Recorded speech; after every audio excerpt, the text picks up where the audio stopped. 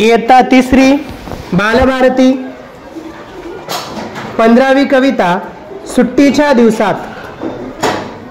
कवी अनंत भावे. सुट्टीच्या दिवसात वाटते खुशाल आकाशात उडावे, इंद्रधनुच्या घसरगुंडीवर खाली वर वर खाली व्हावे. सुट्टीच्या दिवसात वाटते खुशाल आकाशात उडावे, इंद्रधनुच्या घसरगुंडीवर खाली वर वर खाली व्हावे. सुट्टीच्या दिवसांना असतो वास निराळा घमघमणारा, उन्हातही अंगाला बिलगे माळावरचा उन्हाळ वारा. सुट्टीच्या दिवसात वाटते खुशाल आकाशात उडावे, सुट्टीच्या दिवशी जादूने अद्भुत होते नेहमीचे जग. मळक्या विटक्या वस्तूंवरती नव तेजाचे चमके झगमग. सुट्टीच्या दिवसात वाटते खुशाल आकाशात उडावे, सुट्टीच्या दिवशी शरीरातून प्रचंड शक्ती राहे उसळत. वाटे पोहू साती सागर गगनचुंबी ओलांडू पर्वत. सुट्टीच्या दिवसात वाटते खुशाल आकाशात उडावे, सुटे भान काळाचे सगळे सुट्टीमध्ये कसे काय ते.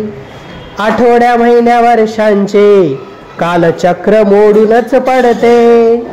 सुट्टींच्या दिवसात वाटते खुशाल आकाशात उडावे. आता ही कविता आपण वाचूया.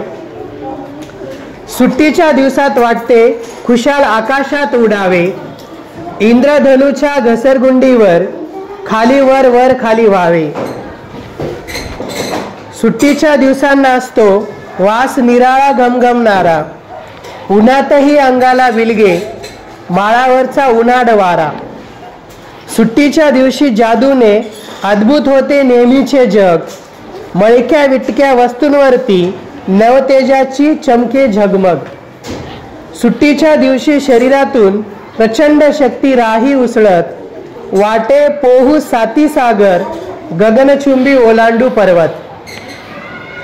सुटे भान काळाचे सगळे सुट्टीमध्ये कसे काय ते. आठवड्या महिन्या वर्षांचे कालचक्र मोडूनच पडते. तर या ठिकाणी शब्दार्थ आहेत. निराळा म्हणजे वेगळा, बिलगणे म्हणजे कवठाळणे किंवा मिठी मारणे, उन्हाळ म्हणजे खोडकर, अद्भुत म्हणजे आश्चर्यकारक, विटका म्हणजे रंग उडालेला, रंग फिका पडलेला, प्रचंड म्हणजे खूप मोठा, उसळणे म्हणजे जोराने वर येणे, गगनचुंबी म्हणजे आकाशाला टेकणारा असा उंच, खूपच उंच, भान म्हणजे आठवण किंवा लक्ष.